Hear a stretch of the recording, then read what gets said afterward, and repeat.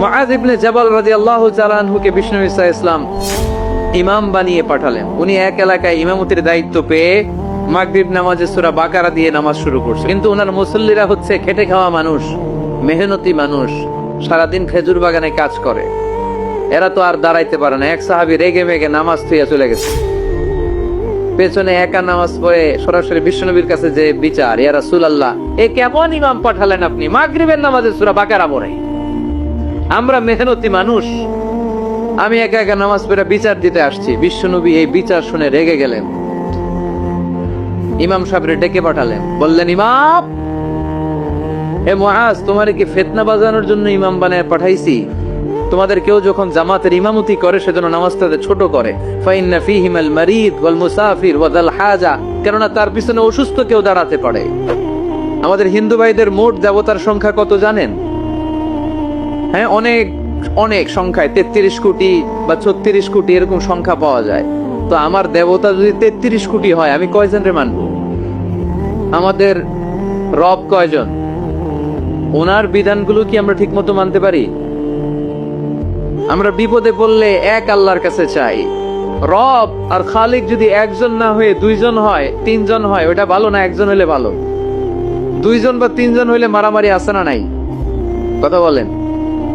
এক খোদা বলবে, তুমি আজীবন সকালবেলা পূর্ব দিক থেকে সূর্য উঠাইছো, পশ্চিম দিকে ডুবাইছো, কালকে থেকে আমি উল্টা করব, পশ্চিম দিক থেকে উঠবে পূর্ব দিকে। ধাক্কাধাক্কি আছে না নাই?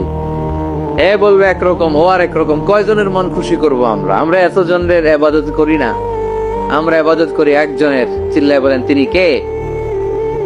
আমরা ঘোষণা দেই, কুল হুয়াল্লাহু আহাদ আল্লাহুস সামাদ লাম ইয়ালিদ ওয়া লাম ইউলাদ ওয়া লাম ইয়াকুল লাহু কুফুয়ান আহাদ। পড়েন সুবহানাল্লাহ। আল্লাহুস সামাদ, তিনি আহাদ।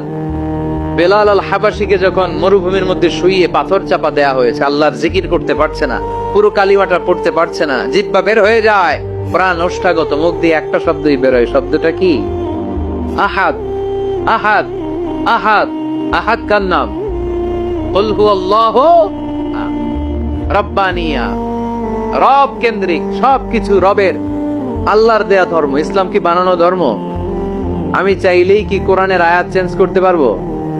প্রধানমন্ত্রী ডোনাল্ড ট্রাম্প, কোন নবী, পৃথিবীর কেউ কোরআনের একটা আয়াতের চেঞ্জ করার ক্ষমতা রাখে? আয়াত তো দূরের কথা, একটা শব্দ, একটা অক্ষর, একটা নোক্তা। নোক্তা চিনেন? বায়ের নিচে কয় নোক্তা? তায়ের উপরে, সায়ের উপরে, ইয়ার নিচে। এগুলো চেঞ্জ করা যাবে? কথা বলেন। অসম্ভব। কোরআনকে চেঞ্জ করা যায় না। কোরআনের কপি যদি আগুন দিয়ে জ্বালিয়ে দেয়া হয়, কোরআন শেষ হয়ে যাবে? এরকম পরিকল্পনাও করেছিল ইসলাম বিদ্বেষীরা, ভারতবর্ষ থেকে কিভাবে কোরআন সরানো যায়। তারা প্ল্যান করলো ভারতের কোরআনগুলোর মধ্যে আগুন ধরায় দিবে, তাহলে কোরআন শেষ। তাহলে কি কোরআন শেষ? তারা রিপোর্ট পাঠালো ইংল্যান্ডে, no, it's completely wrong, because they don't just write down the holy Quran in printed copy, they memorize the verses of Quran in their own hearts. তারা শুধু কাগজে কোরআন লিখে ছাপাখানায় ছাপায় না, তারা হেফজখানায় পড়ে পড়ে পড়ে পড়ে সিনার ভিতরে কোরআন ঢুকিয়ে রাখে। যদি আগুন লেগে ধ্বংস হয়ে যায়, ধ্বংস হয়ে যায়, যদি আগুন লেগে যায়, পুড়ে যায় পৃথিবীর সব বইয়ের দোকান, বিশ্ব থেকে হারাবে না পবিত্র কোরআন, বিশ্ব থেকে হারাবে না পবিত্র কোরআন। সুবহানাল্লাহ পড়েন। কোরআনকে দূর করা সম্ভব না। এই কোরআনকে নাজিল করেছে কে? এজন্য এই ধর্মের বৈশিষ্ট্য হচ্ছে রব্বানি। এটা রবের দেয়া, এটা মন মস্তিষ্ক প্রসূত বানানো কোনো মতবাদ নয়। এই ধর্মটাকে আল্লাহ নিজের ধর্ম বলেছেন। আল্লাহ ইসলামকে বলেছেন দীনুল্লাহ। ইসলামকে কি বলেছে? ওয়ারাইতান নাস ইয়াদখুলুনা ফি দীনিল্লাহ দিনিল্লাহি আফওয়াজা। নবী আপনি দেখবেন লোকজন বানের পানির মতো কালেমা পড়ে আমার ধর্মে ইসলামে প্রবেশ করেছে। এটা আল্লাহর ধর্ম, রব কেন্দ্রিক। এজন্য আমরা যাই করি, যে দোয়াই করি, ওই দোয়ার শুরুতে রব আছে না নাই? আমরা যখন বলি আল্লাহ দুনিয়ার কল্যাণ দাও, আখিরাতের কল্যাণ দাও, আমরা দোয়াটা শুরু করি রব দিয়ে। কি দিয়ে? আমাদের দোয়া শুরু হয় কোন শব্দ দিয়ে? রব্বানা আতিনা ফিদ দুনিয়া হাসানাতাও ওয়া ফিল আখিরাতি হাসানাতাও ওয়া কিনা আযাবান নার। দোয়ার শুরুতে রব আছে না নাই? আবার পরে রব্বানা যালামনা আনফুসানা ওয়া ইল্লাম তাগফির লানা ওয়া তারহামনা লানাকুনান্না মিনাল খাসিরিন। সুবহানাল্লাহ পড়েন। আবার যখন নামাজে রুকু দিতে যাই, সেখানেও রব আছে না নাই? সেজদায় রব আছে না নাই? সেজদায় যে কি তাসবিহ পড়েন আপনারা খুলনায়? বুঝলা গেছি? সুবহান রাব্বিয়াল রব্বিয়াল, রব আছে না নাই? আবার আল্লাহরে বলি আল্লাহ জ্ঞান বাড়ায় দাও, জ্ঞান বাড়িয়ে দাও, বেশি বেশি জ্ঞান দাও। ওই দোয়ার শুরুতেও রব আছে না নাই? দোয়াটা কি? রাব্বি জিদনি ইলমা, রাব্বি জিদনি ইলমা। ও রব জ্ঞান বাড়িয়ে দাও। সুবহানাল্লাহ পড়েন। তাহলে এই ধর্মের বৈশিষ্ট্য 1 নম্বর রব্বানি। মুসলিম ভাইদেরকে বুঝাবেন, ভাই এটা আমাদের কথা না, তোর স্রষ্টা, আমার স্রষ্টা, আকাশের স্রষ্টা, জমিনের স্রষ্টা, আমাদের রব এই ধর্ম দিয়েছে। চিল্লায় বলেন ঠিক কি না? এটা রবের দেয়া ধর্ম, এটা বানানো ধর্ম নয়। এটা আপনাকে প্রমাণ করতে হবে, বলতে হবে যেটা বানানো না, এটা আমাদের স্রষ্টার দেয়া। এটা হচ্ছে ইসলামের 1 নম্বর বৈশিষ্ট্য। ইসলামের 2 নম্বর বৈশিষ্ট্য হচ্ছে আল ইনসানিয়া। সবাই বলেন, আওয়াজ করে বলতে হবে, আল ইনসানিয়া মানে মানবতার ধর্ম, হিউম্যানিটেরিয়ান রিলিজিয়ন। ইসলামের মধ্যে মানবতা আছে না নাই? ইসলাম সবাইকে মানুষ হিসেবে কনসিডার করে। কি হিসেবে? কিন্তু আমরা মানুষের মতো মানুষ হইতে পারলাম না, ঠিক কিনা? এই দুনিয়া এখন তো আর সেই দুনিয়া নাই, মানুষ নামের মানুষ আছে দুনিয়া বোঝাই, সেই মানুষের ভিড়ে আমার আসল মানুষ নাই। সুবহানাল্লাহ পড়েন। আসল মানুষ বানানোর জন্য কোরআন এসেছে। কোরআন পড়লে মানুষের মতো মানুষ হওয়া যায়, ঠিক কিনা? ইসলাম আমাদেরকে মানবতা শিখায়। কি শিখায়? তার প্রমাণ ইসলাম আমাদেরকে বলে, মানবতা যখন বিপন্ন তখন তুমি সবাইকে সাহায্য করবে। আপনাদের খুলনায় কখনো বন্যা টন্যা হয়েছে? কবে? বুলবুল, আইলা, খাইলা, জাইলা, সিডর, নার্গিস, মহাসেন, আচ্ছা এগুলো হয়েছে বন্যা। আহা, তো এই বন্যায় যখন মানুষগুলো কষ্ট পায়, আমরা তখন ত্রাণ নিয়ে যাই। বন্যার্ত এলাকায় মুসলমান বাড়ি কোনগুলো আছে শুধু ওগুলাতে ত্রাণ দেই নাকি? সবাইকে দেই, ঠিক কিনা? কারণ আমরা কনসিডার করি দে আর দ্য হিউম্যান বিং, তারা মানুষ, তারা মানুষ। আমরা 2 চোখে মানুষ দেখি। আমরা এখানে ভাগাভাগি করি না। মুসলমান বাড়িতে ত্রাণ দিব, হিন্দু বাড়িতে দিব না, এমন করা যাবে? ইসলাম কি ন্যারো মাইন্ডেড? ইসলাম ব্রড মাইন্ডেড। আমরা উদার মনা। কোন নাস্তিককেও যদি দেখি বন্যার পানিতে হাবুডুবু খায়, আমার সাহায্যের হাত তার দিকেও যাবে। কোন হিন্দু ভাইকে যদি দেখি না খেয়ে মরে, আমার খাবার তার ঘরেও পৌঁছে যাবে। এটাই ইসলাম। আল ইনসানিয়া। এই উঠতেছেন কেন আপনারা? হ্যাঁ উঠছেন কে কে দেখি? পেশাব ধরছে না? আজকে কোনো পেশাব নাই। বসেন বসেন বসেন।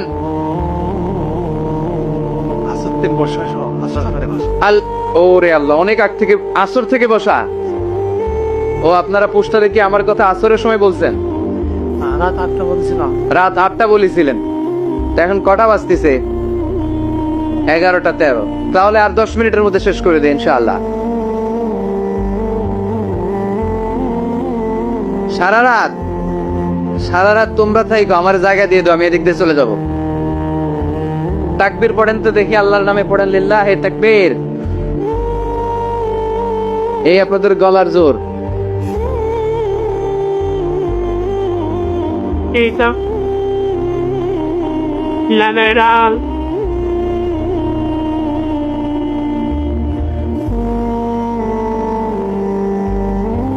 মাশাআল্লাহ, এই তো জেগে আছেন দেখি, আলহামদুলিল্লাহ পড়েন।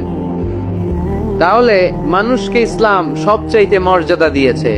ইসলাম ধর্মের 2 নাম্বার বৈশিষ্ট্যের নাম হচ্ছে আল ইনসানিয়া। কি নাম? সবার উপরে মানুষ সত্য, তাহার উপরে নাই। ফামান শাআ ফালইউমিন ওয়া মান শাআ ফালইয়াকফুর। তুমি চাইলে মুমিনও হতে পারো, চাইলে কাফেরও হতে পারো। জোর জবরদস্তি করে ইসলামে ঢুকানোর কোনো সুযোগ নাই। বিষ্ণু ঈসা ইসলাম একবার একটা লাশ দেখলেন, দেখে তিনি দাঁড়িয়ে গেলেন। সাহাবারা বললেন, ইয়া রাসূলুল্লাহ, আপনি যে দাঁড়ালেন, এটা তো ইহুদির লাশ। কিসের লাশ? ইহুদির লাশ। বিষ্ণু ঈসা ইসলাম বললেন, আওয়ালাইসাত নাফসান, এটা কি মানুষ না? আমি তো মানুষ দেখে দাঁড়িয়েছি। সুবহানাল্লাহ পড়েন।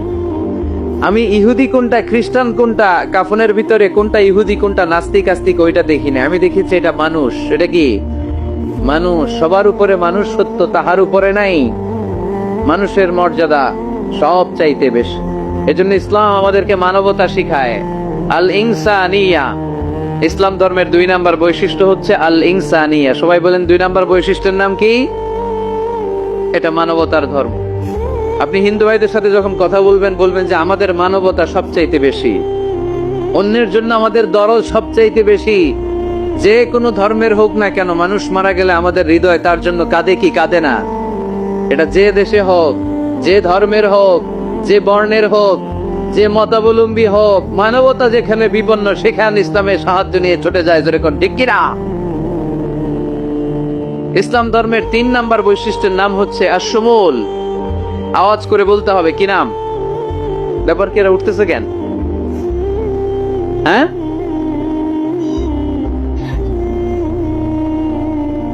6 ঘন্টা ধরে বসায় রাখছে। এই দাঁড়াইছেন কেন আপনারা? বসেন বসেন, বসে যান। আপনাদের কষ্ট হলে আমি আর আলোচনা বাড়াতে চাই না। অনেকের কষ্ট হইতেছে অনেক।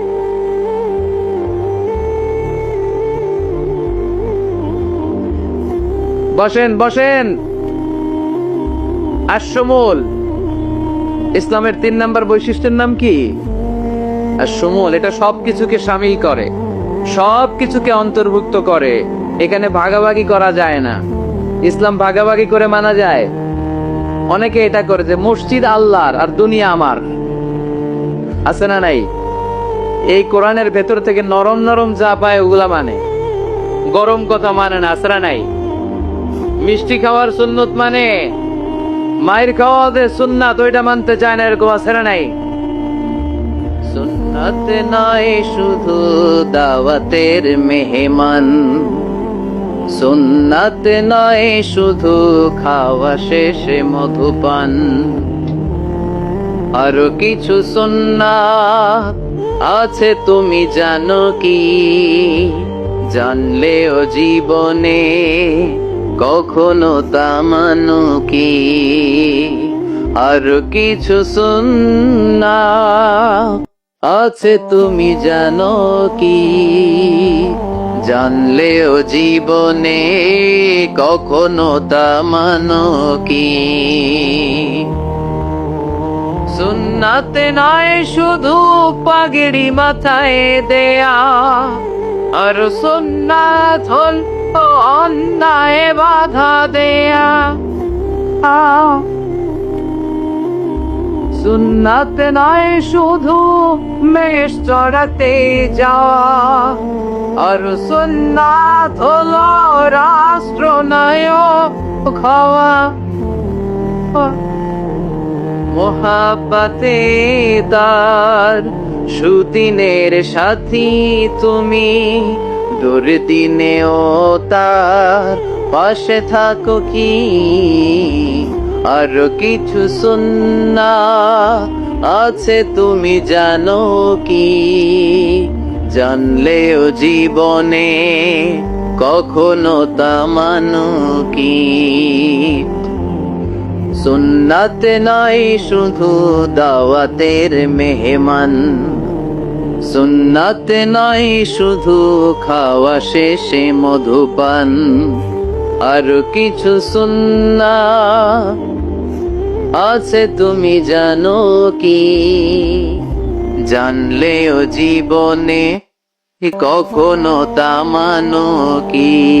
ঠিক কিনা? শুধু খাওয়ার পরে মিষ্টি খাওয়াই কি সুন্নাত? কথা বলেন।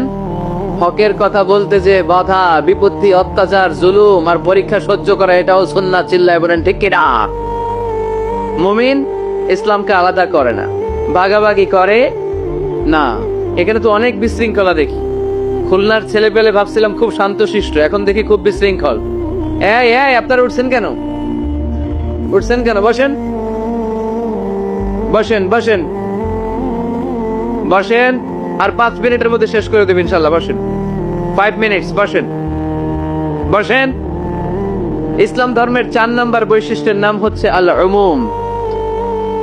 আওয়াজ করে বলতে হবে, 4 নম্বর বৈশিষ্ট্যের নাম কি? আল উমুম। উমুম মানে এটা সবার ধর্ম। এটা শুধু আমার বাপ দাদার ধর্ম না, এটা হিন্দুদেরও ধর্ম, এটা খ্রিস্টানেরও ধর্ম, এটা ইহুদিদেরও ধর্ম। যে কেউ ইসলাম ধর্মে প্রবেশ করতে পারে, তার জন্য কোনো বাধা। আজকে আপনাদের এই দেবপুর এলাকার এক হিন্দু যদি ঘোষণা দেয় আমি শাহাদা বাক্য পাঠ করে মুসলমান হইতে চাই, বাধা দিবেন কে কে? দাঁড়ান, কে কে বাধা দিবেন? বাধা দিবেন? ওই ভাইয়ের জন্য আমাদের দিলে জায়গা আছে না নাই? এক খ্রিস্টান বললো আমি কালিমা পড়বো, কেউ বাধা দিবেন? এক নাস্তিক বললো অনেক বান্দরামি করছে, আমি ভালো হমু, আমি মুসলমান হইতে চাই, আমরা না বলবো? বারণ করব? কেউ নিষেধ করব? যে কেউ আমাদের ধর্মে আসার, বসার, ঢোকার, কালিমা পড়ে মুসলমান হওয়ার সুযোগ আছে না নাই? কিন্তু ইহুদি ধর্মে নাই। কোন ধর্মে নাই?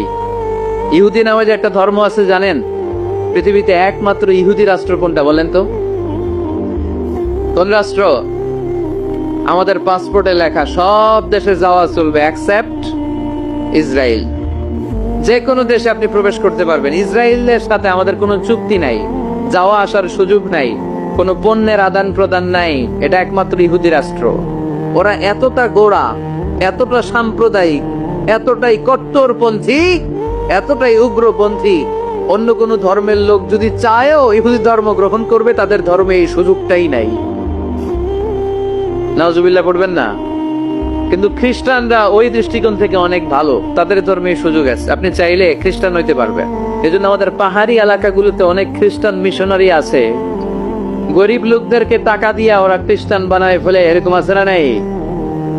আমরা শুধু কিলাকিলিতে ব্যস্ত, আমরা কাদা ছোড়াছুরিতে ব্যস্ত, ওইদিকে আমাদের পাহাড়ি অঞ্চল খ্রিস্টানরা দখল করে নিয়ে যাচ্ছে, এ নিয়ে আমাদের কোনো মাথা ব্যথা নাই। জোরে কর ঠিক কিনা?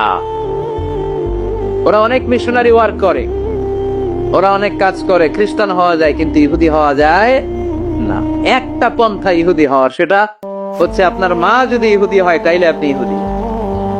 আপনার বাবা ইহুদি, আপনার বাবা ইহুদি কিন্তু মা হচ্ছে অন্য ধর্মের, তাদের ক্রসিং এ মেলামেশায় যে সন্তান পৃথিবীতে আসবে ওইটা ইহুদি না। যদি মা ইহুদি হয় তাইলে আপনি ইহুদি হইতে পারবেন। কত বড় ডাকাই! কিন্তু আমাদের ইসলাম ধর্মে এগুলো আছে? জোরে গণ।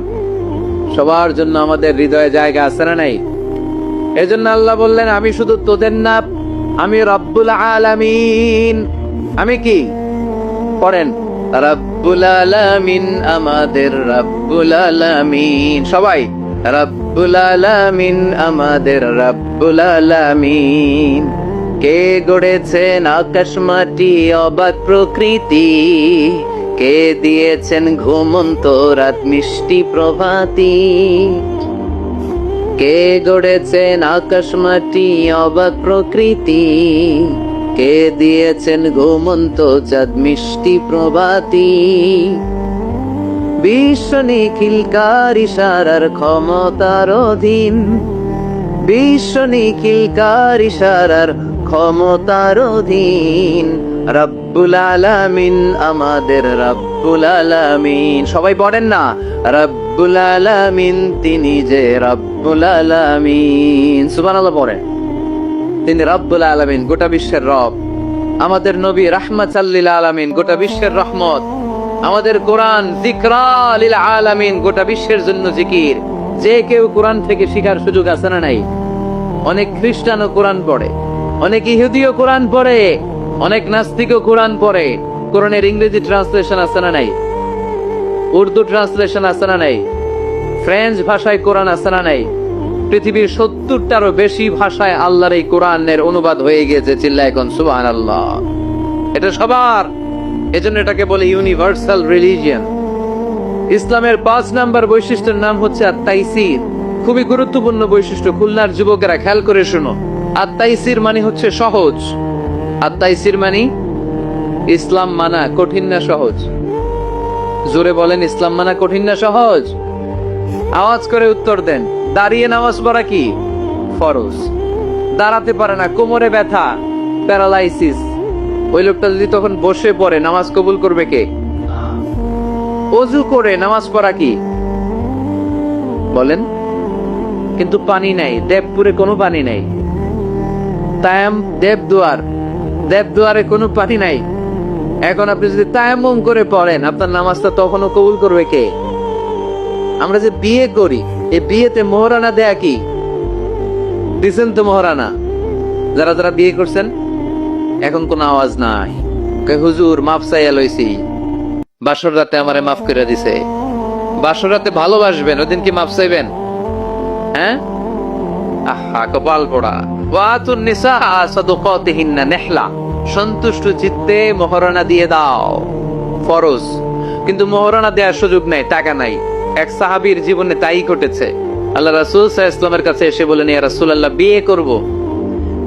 রাসূল সাল্লাল্লাহু আলাইহি ওয়াসাল্লাম বললেন, মোহর আছে? নাই। কি আছে? কই কিচ্ছু নাই। কিচ্ছু নাই তো বিয়ে করবা কেন? কোরআন পড়তে পারো? পারি। কয়টা? এতটা সূরা মুখস্থ পারি।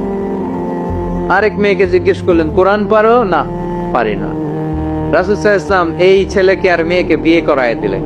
আর মেয়েকে বললেন, মা তুমি কোরআন পড়তে পারো না, কিন্তু তোমার স্বামী কোরআন পড়তে পারে। তোমার স্বামী তোমারে প্রতিদিন টিচারের মতো, প্রাইভেট টিচারের মতো, প্রাইভেট টিউটরের মতো কোরআন পড়ায় পড়ায় শিখাইয়া দিবে। এটাই মা তোর বিয়ের মোহর। ইসলাম কঠিন না সহজ? জোরে বলেন।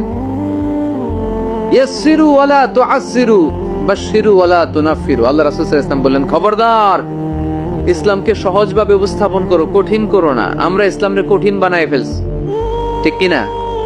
আল্লাহ সার দেয় কিন্তু মাওলানা সার দেয় না, আছে না নাই? আল্লাহ মাইন্ড করে না, মাইন্ড করে কে? মাওলানা। ওই মাওলানাদের কাছে যাওয়া যাবে না। ইসলাম সহজ। মুআয ইবনে জাবাল রাদিয়াল্লাহু তাআলা আনহুকে বিষ্ণু ঈসা ইসলাম ইমাম বানিয়ে পাঠালেন। উনি এক এলাকায় ইমামতির দায়িত্ব পেয়ে মাগরিব নামাজে সূরা বাকারা দিয়ে নামাজ শুরু করছে। কোরআনের সবচেয়ে ছোট সূরা না? কি সূরা? বড় সূরার নাম কি? বাকারা মানে কি? গাভী। গাভীর সূরা দিয়ে নামাজ শুরু করছে। কিন্তু ওনার মুসল্লিরা হচ্ছে খেটে খাওয়া মানুষ, মেহনতি মানুষ, সারাদিন খেজুর বাগানে কাজ করে।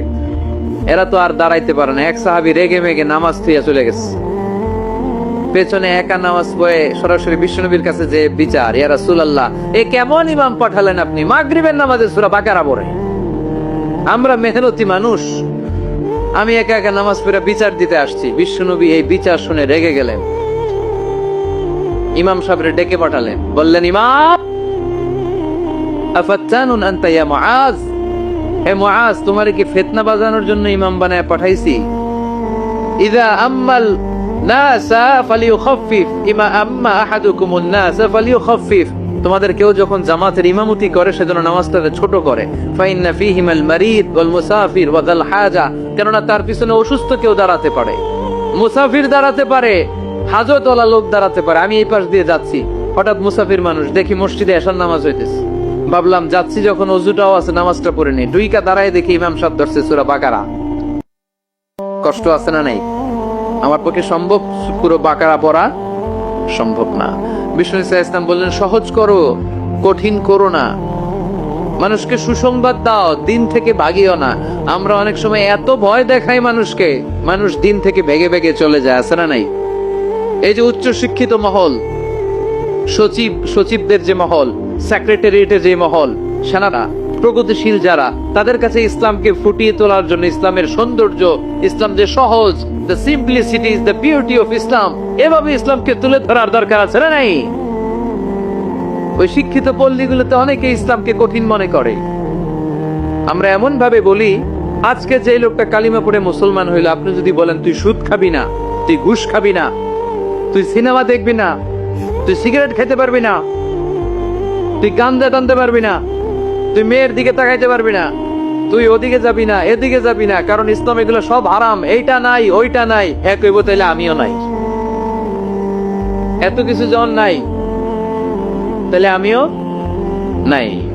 এজন্য সহজ করেন, সহজ করে ইসলামকে রিপ্রেজেন্ট করেন। লা ইকাল্লিফুল্লাহু নাফসান ইল্লা উসাহা, সাধ্যের বাইরে কোনো কিছু ইসলাম চাপিয়ে দেয় না। ইসলামের 6 নাম্বার বৈশিষ্ট্য হচ্ছে এটা দ্বীনুল ফিতরা, স্বভাব সুলভ ধর্ম। ইসলামে এমন একটা বিধান আপনি দেখাতে পারবেন না যেটা আমাদের স্বভাবের সাথে যায় না, ঠিক কিনা? এটা খুব স্যুট করে, ম্যাচিং করে আমাদের সাথে, আমাদের রুচি সম্মত। এমন কোনো বিধান নাই যেটা আমাদের রুচিতে বাধে, এরকম কোন বিধান আছে? ইসলামের 7 নাম্বার বৈশিষ্ট্যের নাম হচ্ছে এটা দ্বীনুল ইলম, এটা জ্ঞানের ধর্ম। কিসের ধর্ম? এখানে উল্টাপাল্টা কথা বলার সুযোগ আছে? কোরআন সুন্নাহ রাইখা দিয়া আমি যদি আপনারে গীতাঞ্জলি শোনাই, শুনবেন? কাজী নজরুলের খেয়াপাড়ের তরুণী আবৃত্তি করলে শুনবেন? কি করবেন? দৌড়ানি দিবেন। এখানে একটা কিতাব থেকে কথা হয়, চিল্লায় বলতে হবে কিতাবটার নাম কি। এই কিতাবটার প্রথম শব্দ কি এসেছে কোরআনে? সর্বপ্রথম কোন আয়াতটা নাজিল হয়েছে বলেন তো? ইকরা বিসমি রাব্বিকাল্লাযী খালাক, খালাকাল ইনসানা মিন আলাক, ইকরা ওয়া রাব্বুকাল আকরামুল্লাযী আল্লামা বিল কলম, আল্লামাল ইনসানা মা লাম ইয়ালাম। পড়েন সুবহানাল্লাহ। আল্লাহ বললেন ইকরা, পড়ো, বিসমি রাব্বিকাল্লাযী খালাক, তোমার ওই প্রভুর নামে, রবের নামে যিনি তোমায় সৃজন করেছেন। প্রথম কথা হলো পড়ো, আল কোরআনের প্রথম বাণী পড়ো, আল হাদিসে নবীর কথা পড়ো, পড়ে পড়ে শেখো, শিখে শিখে তুমি তোমার নিজের জীবন গড়ো। সুবহানাল্লাহ পড়ে। কখনো মাথায় এই প্রশ্ন আসছে, কি রে, কোরআনের প্রথম শব্দ পড়ো, পড়তে বললো কেন? আল্লাহ তো প্রথমে বলতে পারতো নামাজ করো, জিকির করো, ইবাদত করো, যাকাত দাও, এগুলো বলছে? পর্দা করো, এটা কইছে? কি কইছে? হ্যাঁ, পড়ো পড়ো, পড়তে পড়তে মরো। কারণ পড়লেই সব জানতে পারবেন, পড়লেই জানা যায় নামাজ কেমনে পড়ে, পড়লেই জানা যায় হজ কেমনি করে, পড়লেই জানা যায় নারীরা কিভাবে নিজেদেরকে ঢেকে রাখবে, কিভাবে প্রোটেকশন দিবে। না পড়লে কোনো কিছুই জানা যায় না। চিল্লা এখন ঠিক কিনা? দেবদুয়ারের ভাইয়ের আজকে ওয়াদা করতে হবে যে প্রতিদিন ইসলাম সম্পর্কে আমরা কিছু না কিছু পড়বো।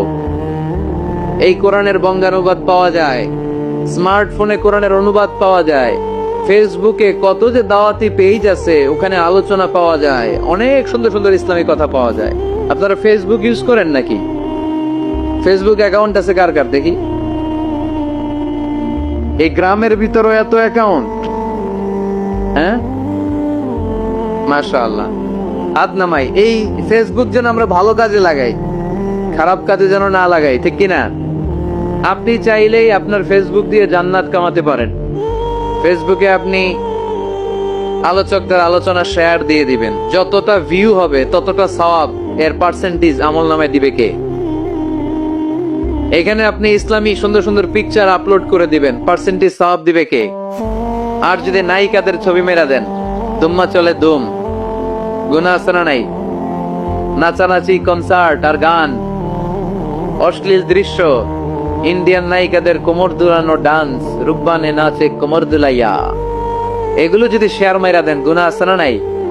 So the decision is your, সিদ্ধান্ত আপনার। কি করবেন? এই ফেসবুক আপনার জান্নাতের কারণ হতে পারে, আবার এই ফেসবুক আপনারা জাহান্নামের লাকড়ি বানাতে পারে। যায়েদ বিন সাবিত রাদিয়াল্লাহু তাআলা আনহু বিশ্বনবী দেখলেন মদিনার এই আনসারী সাহাবী হাইলি ট্যালেন্টেড, ইন্টেলেকচুয়াল, মেরিটোরিয়াস, জ্ঞানের প্রতি তার আকর্ষণ, মারাত্মক আকর্ষণ। বিশ্বনবী তাকে দায়িত্ব দিলেন, কোরআন যা নাজিল হয় তুমি লিখো। কাতিবুল ওয়াহি বানায় দিলেন। সুবহানাল্লাহ। যায়েদ বিন সাবিতরে আবার আজান শিখান নাই, কারণ তার মধ্যে বিশ্বনবী প্রতিভা দেখেছেন, একাডেমিক প্রতিভা। বিশ্বনবীর একাডেমিক প্রজেক্ট গুলো তিনি হ্যান্ডেল করতেন। যায়েদ বিন সাবিত ছিল বিশ্বনবীর ব্যক্তিগত সচিব। কি ছিল? ব্যক্তিগত সচিব, বুঝেন নাই? বিশ্বনবীর ব্যক্তিগত সচিব এবং দোভাষী। ইহুদিরা কিছু লিখে দিলে এটার অর্থ বিশ্বনবীরে বুঝায় দিতেন, আবার ইহুদিদের কাছে কিছু লিখতে হলে তিনি লিখে দিতেন। বিশ্বনবী একদিন বললেন, ইন্নী ওয়াল্লাহি মা আমানু ইয়াহুদা আলা কিতাব। ইহুদিরা যে চিঠি পাঠায় অর্থ তো বুঝি না, আরেক ইহুদি আইনে অর্থ করা লাগে। আবার ইহুদিদের কাছে কিছু লিখে পাঠাইতে চাইলে আমরা তো লিখতে পারি না, ইহুদিরে দিয়ে লেখা লাগে। ওরা যে পয়রা শোনায় লিখে দেয়, আমি ওদের বিশ্বাস করি না। আমার নিজের একজন লোক দরকার। বিশ্বনবী এই যায়েদ বিন সাবিতকে চুজ করলেন ল্যাঙ্গুয়েজের জন্য। উনি বললেন, যায়েদ, তোমার সফট স্কিলকে ডেভেলপ করতে হবে, তুমি হিব্রু ল্যাঙ্গুয়েজ শিখে ফেলো। যায়েদ বিন সাবিত বলল, বিশ্বনবীর মোটিভেশন আর ইন্সপিরেশন পেয়ে আমি 15 দিনে ইহুদিদের এই হিব্রু ল্যাঙ্গুয়েজ শিখে ফেললাম। শুধু শিখে ফেললাম না, হাত্তা হাদিয়াতু, even I became master in the language. এই ভাষা আমি পারদর্শী হয়ে গেলাম। এরপর ইহুদিরা চিঠি লিখে পাঠালে আর কোন ইহুদি ডাকা লাগতো না, আমি নবীর এটার অর্থ শুনে পরে বুঝাই দিতাম। আবার ইহুদিদের কাছে চিঠি লেখা লাগলে আমি যায়েদ বিন সাবিত চিঠি লিখে দিতাম। সুবহানাল্লাহ। দেখেন, এত সাহাবীর মধ্য থেকে বিশ্বনবীর একাডেমিক প্রজেক্ট, ব্যক্তিগত সচিব, দোভাষী হিসেবে তিনি যায়েদ বিন সাবিতের মতো তরুণকে নির্বাচিত করেছেন। কেমন ট্যালেন্ট হান্টার ছিল আমার নবী। সুবহানাল্লাহ পড়বেন না? বিশ্বনবীর ইন্তেকালের পরে সাইয়েদনা আবু বকর রাদিয়াল্লাহু তাআলা আনহু যখন খলিফা হয়ে আসলেন, কোরআনকে সংকলনের দায়িত্ব দেয়া লাগবে, কোন সাহাবীকে দিবেন? সব সাহাবারা মিলে পরামর্শ করলেন। সাইয়েদনা আবু বকর, উমর সবাই মিলে এই বিশাল কোরআন সংকলনের গুরু দায়িত্ব বিশ্বনবীর ব্যক্তিগত সচিব, বিশ্বনবীর দোভাষী, বিশ্বনবীর সিলেক্ট করাই লোক যায়েদ ইবনে সাবিত রাদিয়াল্লাহু তাআলা আনহুকে দিয়েছে। কোরআনের কপি তো আজকে এখানে রাখে নাই। এই যে আজকের যে কোরআন পড়েন, এটা আগে এরকম ছিল না। কোরআন নাজিল হলে সাহাবারা চামড়ার, ওটের চামড়ায় লিখে ফেলতো, ওটের চ্যাপ্টা হাড্ডির মধ্যে লিখে ফেলতো, গাছের গুড়ির মধ্যে লিখে ফেলতো। বিভিন্ন জনের কাছে ছড়ানো ছিটানো ছিল। আবু বকর রাদিয়াল্লাহু তাআলা আনহু একসাথে করলেন, পরবর্তীতে উসমান রাদিয়াল্লাহু তাআলা আনহু একসাথে করলেন। 114 সূরার এখন এই মুসহাফ, এই কম্পাইলেশন, এই কপি আমরা পেয়েছি, যার হিউজ কন্ট্রিবিউশন ছিল। এই পুরো কোরআন কম্পাইলেশনের প্রজেক্ট ম্যানেজার ছিল যায়েদ বিন সাবিত রাদিয়াল্লাহু তাআলা। কোরআন কম্পাইলেশনের প্রজেক্ট ম্যানেজার। দেখেন, ওনারে মাথায় হাত দিয়ে আজান শিখায় নাই। সুবহানাল্লাহ কইবেন না? তাহলে প্রথম সাহাবী আবু মাহজুরাকে মুয়াজ্জিন বানাইলেন, যায়েদ বিন সাবিতকে ব্যক্তিগত সচিব আর দোভাষী বানালেন, মুসআব ইবনে উমাইর রাদিয়াল্লাহু তাআলা আনহুকে ইসলামের প্রথম অ্যাম্বাসেডর বানালেন। তাহলে তৃতীয় নম্বর একজন সাহাবীর নাম বলছি, মুসআব ইবনে উমাইর। মুসআব কি নাম? নামটা কেমন লাগে? এই কয়েকজনের ভাল লাগে, বাকিদের ভাল লাগে না? ভাল লাগে? এই এই আর কয়েকটা মিনিট দেওয়া যাবে না আমাকে আল্লাহর রাস্তে? হ্যাঁ, ঠিক আছে। আমি তোমাদেরকে ভালোবাসা দেখাবো, দোয়া করব যদি চুপ থাকো, একেবারে চুপ, কষ্ট সহ্য করো। বাকিরা যা সওয়াব পাবে তোমরা ডবল পাবা, যেহেতু কষ্ট বেশি, কিন্তু চুপ। 3 নম্বর সাহাবীর নাম মুসআব। এই ধাক্কাধাক্কি কেন? ধাক্কাধাক্কি কেন রে ভাই? না না না, এরকম হইলে আসবো না যশোর, আমি আর আসবো না। হয় পিছনে চলে যাও, নাহলে চুপ, ধাক্কাধাক্কি নেই। 3 নম্বর সাহাবীর নাম মুসআব। কি নাম? He was the first ambassador in Islam. ইসলামের প্রথম ডিপ্লোম্যাট, প্রথম কূটনৈতিক, ইসলামের প্রথম কূটনৈতিক, ইসলামের প্রথম ডিপ্লোম্যাট, প্রথম অ্যাম্বাসেডর মুসআব ইবনে উমাইর। মক্কার তরুণ যুবক, উনি পারফিউম লাগাইলে মানুষ দেখলেই বুঝতো এটা মুসআব লাগাইছে। এমন ড্যাশিং ফেসের ছিল, এমন স্মার্ট ড্যাশিং ফেস, এমন পার্সোনালিটির মানুষ ছিল মুসআব রাদিয়াল্লাহু তাআলা। কারণ যিনি ইসলামের স্পোকম্যান হবেন, মুখপাত্র হবেন, তার স্মার্ট হওয়ার দরকার আছে না নাই? আকাবার প্রথম শপথ যখন হলো, তাদের সাথে বিষ্ণু ঈসা ইসলাম মদিনাতে একজন মুখপাত্র পাঠালেন, ডিপ্লোম্যাটকে পাঠালেন, অ্যাম্বাসেডর অফ ইসলাম। তিনি হচ্ছেন মুসআব ইবনে উমাইর। পড়েন সুবহানাল্লাহ। বিশ্বনবী দেখলেন সে অনেক স্মার্ট, তার ডেডিকেশন আছে, সিনসিয়ারিটি আছে, এবং মদিনায় যে আউস খাজরাজ গোত্রের নেতাদের সাথে ডিল করতে হবে, ইহুদিদের সাথে ডিল করতে হবে, ওখানে একজন পাক্কা জানু খেলোয়াড়ের দরকার আছে না নাই? মুসআব ইবনে উমাইর রাদিয়াল্লাহু তাআলা আনহু, ওনাকে বিষ্ণু ঈসা ইসলাম চুজ করলেন। এবং বিষ্ণু ঈসা ইসলামের এই চুজিংটা, এই সিলেকশনটা এত সুন্দর ছিল, তিনি মদিনাতে যে বিশ্বনবী আসার আগেই মদিনার জমিনকে তিনি উর্বর করে ফেলছেন। প্রতিটা ঘরে ঘরে কালিমার দাওয়াত তিনি পৌঁছায় দিচ্ছেন। জুমার বিধান নাজিল হয়েছে, কিন্তু মক্কায় পরিবেশ নাই জুমা পালনের। বিষ্ণু ঈসা ইসলাম একজনকে দিয়ে খবর পাঠালেন, যাও মদিনায় মুসাবকে যে বলো, মুসাব তো আমার শিক্ষক, আমার স্পোকম্যান, মদিনাতে যেন তারা জুমা কায়েম করে। বিশ্বনবীর আগেই মুসাব মদিনার মুসলিমদেরকে নিয়ে মদিনায় প্রথম জুমা কায়েম করে ফেলছে। কোন সুবহানাল্লাহ। ডিপ্লোম্যাটদের কেমন হইতে হয়, অ্যাম্বাসেডারের কেমন হইতে হয়, মুসআব রাদিয়াল্লাহু তাআলা আনহুর কাছ থেকে শিখে নাও। মুসআব নামটা কেমন লাগে? যশোর যাদের সন্তান হবে, ছেলে সন্তান, আমার রাস্তায় পাইলে সবাই জিজ্ঞেস করে, হুজুর একটা নাম দেন, আমার ছেলে হবে। যশোরবাসীর জন্য আমি একটা নাম দিয়ে দিলাম, নাম রাখতে হবে মুসআব। কি নাম? নামটা যাদের ভাল লাগে, ছেলে সন্তান অনাগত আসবে, মনে চাইলে নাম রেখে দিবেন মুসআব রাদিয়াল্লাহু তাআলা আনহুর নামে মুসআব। তাহলে মুসআব রাদিয়াল্লাহু তাআলা আনহুকে বিশ্বনবী ল্যাঙ্গুয়েজ শিখান নাই, সফট স্কিল শিখান নাই। যায়েদ রাদিয়াল্লাহু, তিনি হিব্রু ল্যাঙ্গুয়েজ শিখেছেন, সুরিয়ানি শিখেছেন, কিন্তু মুসআবকে তিনি বানিয়েছেন the spokesman of Islam, the first diplomat, the ambassador of Islam. সুবহানাল্লাহ পড়বেন না? আব্দুল্লাহ ইবনে আব্বাস রাদিয়াল্লাহু তাআলা আনহু, বিশ্বনবীর কাজিন, চাচাতো ভাই। আবার মাইমুনা রাদিয়াল্লাহু তাআলা আনহু, মাইমুনা নবীর স্ত্রী, তিনি ছিলেন আব্দুল্লাহর আপন খালা। তো নবীর বউ যদি ওনার খালা হয়, নবী তার কি? বুঝে নাই, নবী তার কি? খালু। তাহলে সম্পর্ক অনেক গভীর, কাজিন আবার খালু। ছোট্ট মানুষ, তাই রাতে মাঝে মাঝে ঘরে থাকতো। বিশ্বনবী দেখলেন আব্দুল্লাহ যেহেতু আমার ঘরে ঢুকতে পারে, আব্দুল্লাহরে এই উম্মতের বড় শিক্ষাবিদ বানাইতে হবে। কথা বোঝা নাই? আব্দুল্লাহকে কি বানাইতে হবে? শিক্ষাবিদ, এডুকেটর অফ দিস উম্মাহ, এই উম্মার শিক্ষাবিদ বানাইতে হবে। তাই আব্দুল্লাহ ইবনে আব্বাসকে বিশ্বনবী হাতে কলমে শিক্ষা দিয়েছেন। আহারে, আর এরপরে যে কি ভাষা আসবে তোমাদের জন্য আমার মুখ থেকে আমি নিজেও জানি না। 1 ঘন্টা যাবো ধাক্কা ধাক্কি মারামারি। তো আসতে বলছে কি তোমাকে? পেছনে চলে যাও, জায়গা না পেলে। পুরো প্রোগ্রামটাই নষ্ট করে দিন।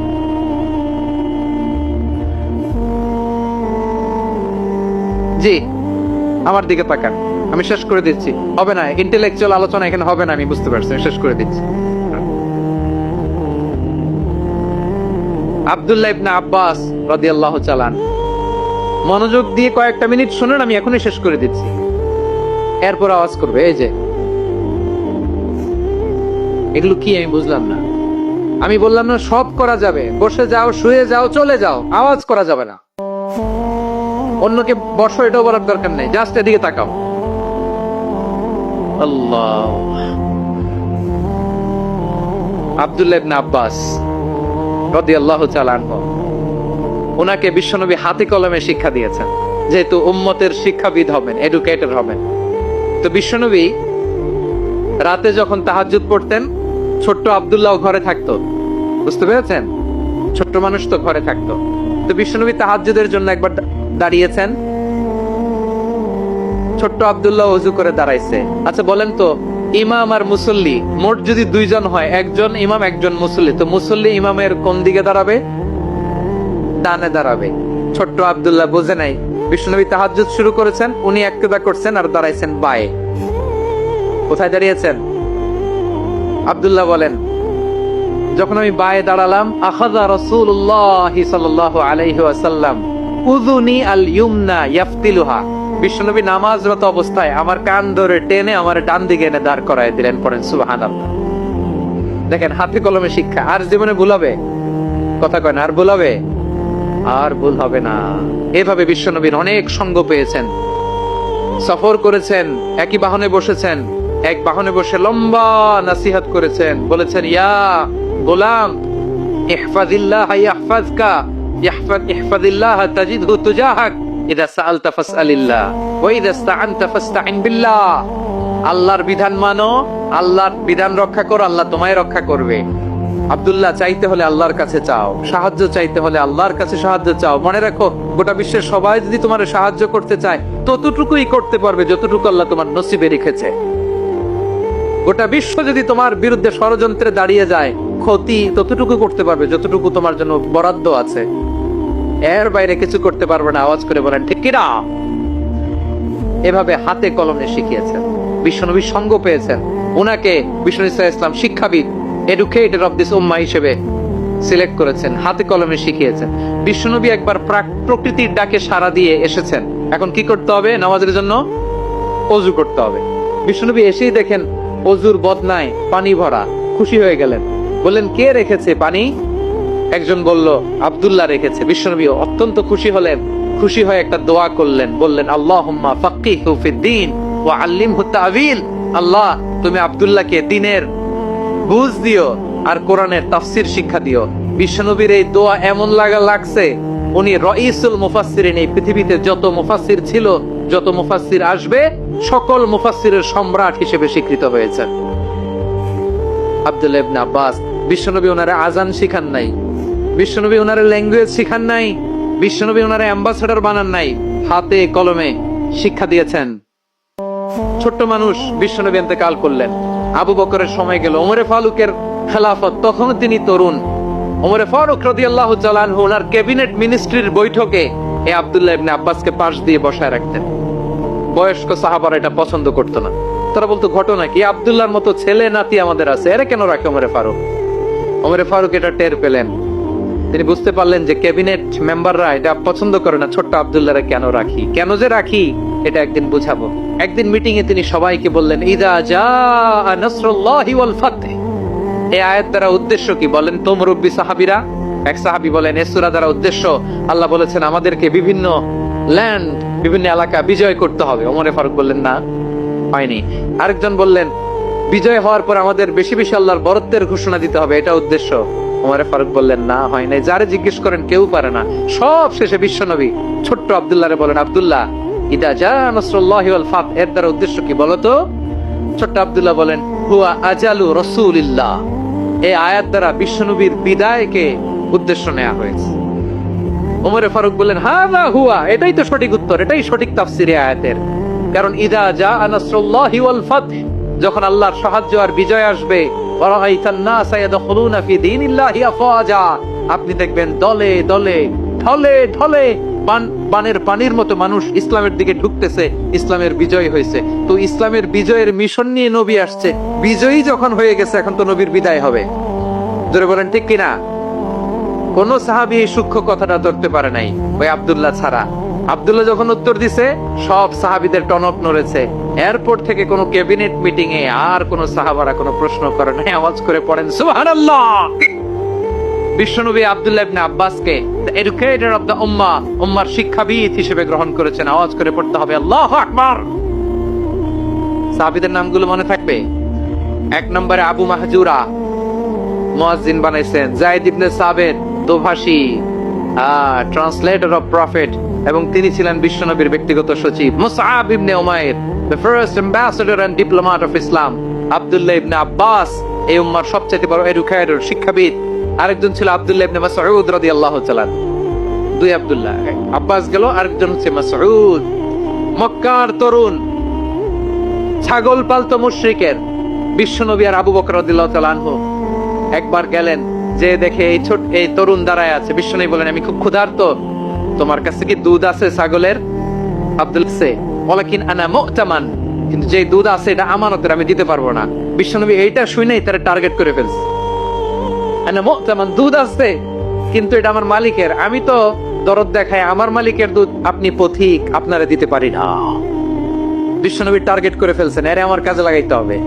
বিষ্ণু বললেন, আচ্ছা ঠিক আছে, দুধ দিও না, কিন্তু এমন ছাগি আছে কিনা যে ছাগির সাথে কোনো ছাগলের মিলন হয় নাই, তার ওলানে দুধও আসে নাই, বাচ্চাও নাই, এরকম ছাগির থেকে যদি আমি দুধ খাই তাহলে তো সমস্যা নাই। বলতেছে এরকম ছাগির থেকে দুধ খাইলে সমস্যা নাই, কারণ এরকম ছাগির ওলান থেকে দুধ আসবেও না। বলতেছে ঠিক আছে, এরকম একটা ছাগি নিয়ে আসা হলো।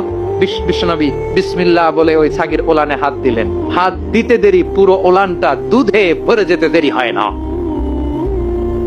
বিশ্বনবী আর আবু বকর রাদিয়াল্লাহু তাআলা আনহু দহন করে পেট ভরে খেলেন। এই দৃশ্য আব্দুল্লাহ ইবনে মাসউদের হৃদয়ে দাগ কাটলো। এই মুআজিজা দেখে তিনি বললেন, আশহাদু আল্লা ইলাহা ইল্লাল্লাহ ওয়া আশহাদু আন্না মুহাম্মাদুর রাসূলুল্লাহ। তিনি ষষ্ঠ মুসলিম ছিলেন, 6 নম্বর মুসলমান। ওনাকে টার্গেট করে বিশ্বনবী দেখলেন এমন ইন্টেলেকচুয়াল ব্রেন, উনি সূক্ষ্ম সূক্ষ্ম জিনিস বুঝে বেশি, ফিকহি জ্ঞান ওনার মধ্যে বেশি। বিশ্বনবী ওনাকে কোরআনের জ্ঞান শিক্ষা দিতে লাগলেন। উনি বিশ্বনবী সবার কাছে কোরআন শোনায়, কিন্তু বিশ্বনবী নিজে আব্দুল্লাহ ইবনে মাসউদের কাছ থেকে কোরআন শুনতো। বিশ্বনবী একবার বললেন, ইকরা আলাইয়া ইয়া মাসউদ। ইবনে মাসউদ একবার শোনাও তো কোরআন দেখি। আব্দুল্লাহ ইবনে মাসউদ বলে, আকরাউ আলাইকা ওয়া আলাইকা উনজিল। নবী, আপনার উপর কোরআন নাজিল হয় আর আমি আপনার সামনে কোরআন পড়বো? বিশ্বনবী বললেন, ইন্নী উহিব্বু আন আসমাআহু মিন গায়রি। আমি নিজে পড়তে যেমনি ভালোবাসি, অন্য পড়ুক আমি শুনবো, এটাও আমি ভালোবাসি। সূরা নিসা তিনি তেলাওয়াত করে শুনিয়েছেন। এমন সূক্ষ্ম সূক্ষ্ম বিষয় বিশ্বনবী ওনাকে ধরিয়ে দিয়েছেন। উনি হয়ে গিয়েছেন আব্দুল্লাহ ইবনে আব্বাস, হয়েছেন রাইসুল মুফাসসিরিন, ওই হয়ে গিয়েছেন ফাকিহুল উম্মাহ। ওনার চাইতে বড় ফকিহ এই পৃথিবী আর দেখবে না। চিল্লায়ে বলেন সুবহানাল্লাহ। উনি বলতেন, ওয়াল্লাহি ওয়াল্লাহি ইল্লাযী লা ইলাহা গায়রু মা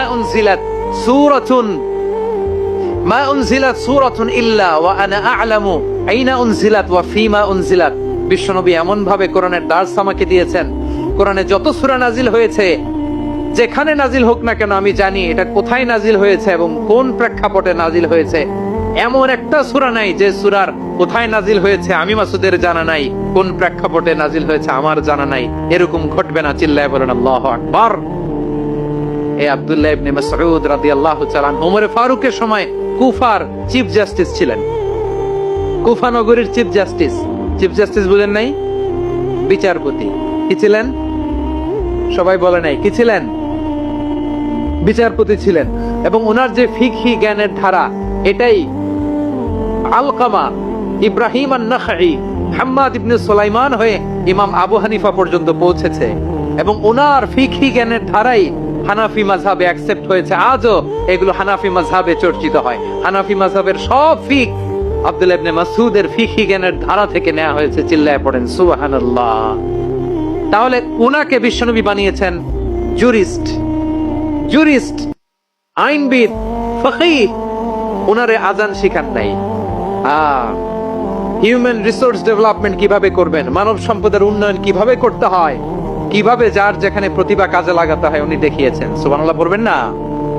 খালিদ বিন ওয়ালিদ নাম শুনছেন? কে কে শোনেন নাই? হাত তোলেন। কি ছিলেন? বীর যোদ্ধা ছিলেন খালিদ বিন ওয়ালিদ। কিন্তু তিনি ইসলাম ধর্ম গ্রহণ করেছেন অনেক দেরিতে, 8ম হিজরিতে। তার মানে 8ম হিজরির আগে উনি মুশরিকদের পক্ষে লড়াই করেছেন।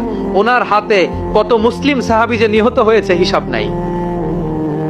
বিশ্বনবী টার্গেট করে রাখছে, তুমি আমাদের মুসলিমদের এত ক্ষতি করলা, তুমি যখন মুসলমান হবা তোমার দিয়ে আমি এমন কাম করামু যে এটা আর কেউ করতে পারবে না। সুবহানাল্লাহ নাই? যশোর ক্লান্ত হয়ে গেছে।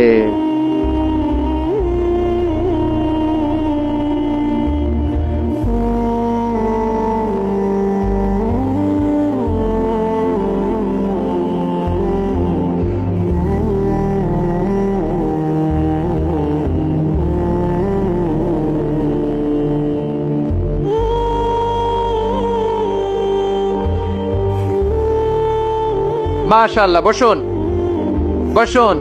বসুন। খালিদ বিন ওয়ালিদ রাদিয়াল্লাহু তাআলা আনহু 8ম হিজরিতে মুসলিম হয়েছেন, মক্কা বিজয়ের আগে। তো মক্কা বিজয়ের আগে যখন মুসলিম হয়েছেন, এর আগে কি করছেন? কাফিরদের সাথে যুদ্ধ করেছেন। উনি উহুদের যুদ্ধে মুসলমানদের যে পরাজয় ভাব, কঠিন পরিস্থিতির মুখোমুখি ওনার কারণে পেছন থেকে এমন আতর্কিত আক্রমণ করেছেন, মুসলমানদেরকে কচুকাটা করেছেন। 8ম হিজরিতে আল্লাহ তাআলা হেদায়েতের নূর দিয়ে ওনার হৃদয়টাকে উজালা করে দিলেন। লা ইলাহা এটা এমন বাণী যার হৃদয়ে একবার টাচ খাবে, এইটা থেকে সে আর পালিয়ে বেড়াতে পারে। ঝিনুকের ভেতর লুকিয়ে থাকে যেমন মতি, ঝিনুকের ভেতর লুকিয়ে থাকে যেমন মতি, কলমা শাহাদাতে আছে আল্লাহর জ্যোতি, কলমা শাহাদাতে আছে আল্লাহর জ্যোতি। ঠিক কিনা বলেন? মক্কা বিজয়ের আগে মুসলিম হলেন, হওয়ার পরে বিশ্বনবীর টার্গেট ফুলফিল হলো। ওই যে টার্গেট করে রেখেছেন আর দোয়া করেছেন, খালিদ বিন ওয়ালিদ যদি মুসলিম হয় তাকে আমি মিলিটারি চিফ বানাবো। ওনাকে আজান শিখান নাই, ওনারে কান ধইরা নামাজের এই মাথা থেকে ওই মাথা আনান নাই, ফিকহি কোরআনের সূক্ষ্ম তাফসীর ওনারে শিখান নাই, অ্যাম্বাসেডর বানান নাই। বিষ্ণু ইসলাম উনাকে সামরিক অভিযানে প্রেরণ করেছেন। সামরিক অভিযানে তিনি প্রেরণ করেছেন। উনার জীবদ্দশায় উনার নেতৃত্বে যতগুলো যুদ্ধ হয়েছে, একটা যুদ্ধেও তিনি পরাজয় বরণ করেন নাই। ওমরে ফারুকের সময়কালে তিনি চিফ অফ মুসলিম মিলিটারি, মানে মুসলিম সেনাপতি হয়েছেন। যশোর আওয়াজ করো, ঠিক কিনা বলো? সেনাপতি, মুসলিম সেনাপতি। তাহলে কিভাবে হিউম্যান রিসোর্স ব্যবহার করতে হয় গোটা বিশ্ব আমার নবীর কাছ থেকে শিখে না। খালিদ বিন ওয়ালিদ, ওনাকে বিশ্বনবী একটা উপাধি দিয়েছেন। উপাধিটা হচ্ছে সাইফুল্লাহিল মাসলুল, আল্লাহর নাঙ্গা তরবারি, আল্লাহর খোলা তরবারি, দ্য ওপেন সোর্ড অফ আল্লাহ। খালিদ বিন ওয়ালিদ মুসলিম সেনাপতি। হাসান বিন সাবিত নাম শুনছেন? দেখি মানে কি ছিল বলেন? রাসূলের সভা কবি। কালচারাল হিজিমনিকে ডিফিট করার জন্য উনি ভালো অস্ত্র চালানো জানতেন না, ওই কাজে উনি যেতেন না। ওনার ছিল কাব্য প্রতিভা। কাব্য প্রতিভা, কাফিররা কবিতা দিয়ে নবীকে গালি দিত। বিশ্বনবী বলতেন, ইয়া হাসান আজিব আন রাসূলিল্লাহ, তুমি নবীর হয়ে কাফেরদের এই কথাগুলোর জবাব দাও। বিশ্বনবীর একটা মিম্বার ছিল। বিশ্বনবীর মিম্বারের পাশাপাশি মসজিদে নববীতে এই হাসান বিন সাবিতের জন্য বিশ্বনবী একটা স্পেশাল মিম্বার বানিয়ে দিয়েছেন। এখান থেকে তুমি জবাব দাও। এবং বিশ্বনবী বলেছেন, আল্লাহুম্মা আইয়িদহু বিরূহিল কুদুস। আল্লাহ, হাসান আমার পক্ষে জবাব দেয়, তুমি জিব্রাইল মারফত তাকে সাহায্য পাঠাইয়া দিও। রাসূল সাল্লাল্লাহু আলাইহি ওয়াসাল্লামের সভা কবি, the poet of the prophet, নবীর কবি। মানে কবিতা দিয়ে, এমন উচ্চাঙ্গের ভাষায় কবিতা দিয়ে তিনি জবাব দিতেন, কাফিরদের গা শিহরে যেত, তাদের হৃদয়ে আগুন ধরে যেত। তাহলে এরকম কবিরও দরকার আছে না নাই? এখন যাকে আল্লাহ দিছে কাব্য প্রতিভা, এর যদি আপনি যুদ্ধের ময়দানে পাঠান হবে? যারে দিছে সুরেলা গলা, এর যদি অ্যাম্বাসেডর বানান হবে না। হাসান বিন সাবিত ছিলেন বিশ্বনবী সাল্লাল্লাহু আলাইহি ওয়াসাল্লামের কবি। হুযায়ফা ইবনুল ইয়ামান বিশ্বনবীর গোয়েন্দা বিভাগের প্রধান। কিসের প্রধান? হুযায়ফা ইবনুল ইয়ামান। ওনার ছিল ডিটেকটিভ মাইন্ড, ডিটেকটিভ মাইন্ড, গোয়েন্দা বিভাগের প্রধান। এবং উনি হচ্ছেন সাহিবু সিররি রাসূলিল্লাহ, রাসূল সাল্লাল্লাহু আলাইহি ওয়াসাল্লামের গোপন তথ্যের ধারক বাহক। নবীর যেই কথা কেউ জানে না, সব হুযায়ফার পেটের ভিতরে ছিল। সুবহানাল্লাহ পড়েন। মদিনার যত ইহুদি, ইহুদিদের একটা লিস্ট ছিল। এই লিস্ট শুধু দুইজন জানতো, বিশ্বনবী আর হুযায়ফা। সুবহানাল্লাহ পড়বেন না? তাহলে উনাকে কোন দায়িত্ব দিছে? কোন বিভাগ? যশোর আওয়াজ করো, কোন বিভাগ? গোয়েন্দা বিভাগের হেড ছিল। খন্দকের যুদ্ধে প্রচন্ড আজকের মতো শৈত্য প্রবাহ, মাটি খনন করতে করতে সাহাবীদের পেটে ক্ষুধা নাই, দাঁড়াইতে পারে না নামাজের জন্য, এত ক্লান্ত, ক্ষুধা, ক্লান্ত, শ্রান্ত। বিশ্বনবী বললেন, কে আছো? এই কঠিন শীত, এই ভয় আর ক্ষুধার মধ্যেও খন্দকের পরীক্ষার টপকে শত্রু শিবিরে যে আমাকে তথ্য দিবা, কে আছো? কারো গায়ে শক্তিই নাই যে দাঁড়াবে, কেউ দাঁড়ায় না। বিশ্বনবী তখন নিজে হুযায়ফাকে ডাক দিলেন, হুযায়ফা, যে আমাকে আজকে শত্রু শিবিরের তথ্য এনে